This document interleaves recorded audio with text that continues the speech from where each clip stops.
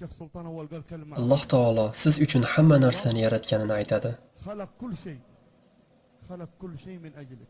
U sizlar uchun yer yuzidagi barcha narsani yaratgan zot.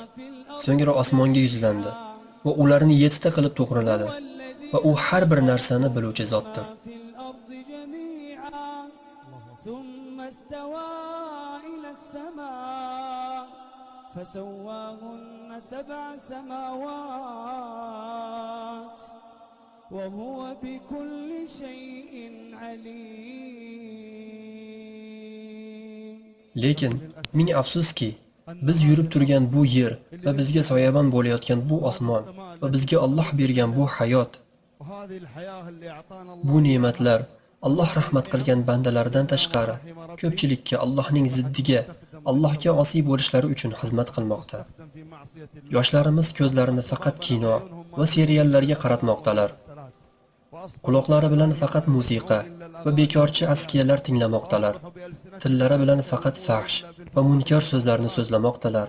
Biz qo'limizdagi telefon bilan Allohga qarshi yakkama-yakka chiqyapmiz. Sizga bir savolim bor. Sizga va meni tinglayotgan minglab musulmonlarga savolim bor. دليل بسيط بس. جوالك هذا Qo'lingizdagi telefonning ichida qancha raqamlar bor? اللي أعطاك إياه Kimlarga qo'ng'iroq qilyapsiz? Qanday rasmlar bor? Ichida nimalar borligini Alloh biladi. ما حد يدري ايش الروابط، ايش الصور، ايش المقاطع، ايش اللي جوة هذا الجوال الا الله. اسالك بالله سؤال. جوالك Sizga savolim, telefoningiz islomga xizmat qilyaptimi yoki islomni buzyaptimi? سؤال. جوالك يخدم الاسلام ام يهدم الاسلام؟ Agar telefoningizda faqat Qur'on o'qisangiz, islomni tarqatsangiz, القرآن والاسلام Rasululloh sallallohu alayhi va sallamning sunnatlarini ulashsangiz, demak telefoningiz islomga xizmat qilyapti. Agar Allohni eslatmaydigan har xil kliplar, suratlar tarqatayotgan bo'lsangiz, demak siz islomni buzyapsiz. Qur'on bilan urushmoqdasiz. بالقرآن لان Chunki noshar'iy musiqa tinglaysiz. Qur'on o'rniga musiqa tinglaysiz. Qur'onni, payg'ambarimizning sunnatlarini tarqatish o'rniga bekorchi suratlar tarqatasiz. تنشر الخير وسنة Qo'lingizdagi telefon bilan islomga qarshi urushasiz. Bu isbot talab qilmaydigan dalil. Ba'zi yigitlar, men alhamdulillah namozxonman, men falonchiman, men pistonchiman, lekin mening oddiy muammoyim bor. Men musiqa tinglayman deyshadi. أغاني.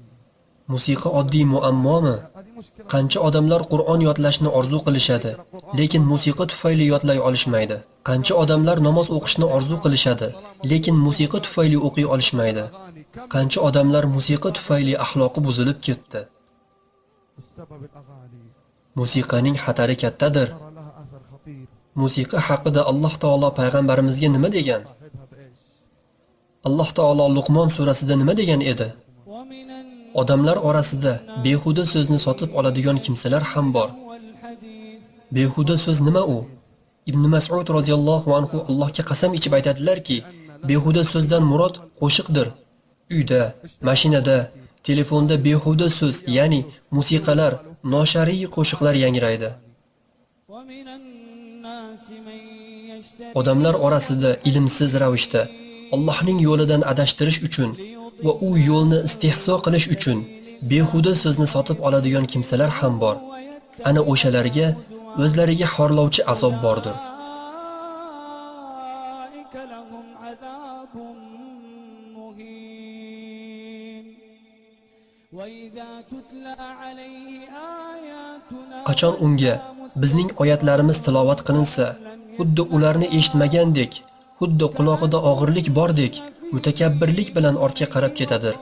Bas, unga alamli azobning bashoratini ber.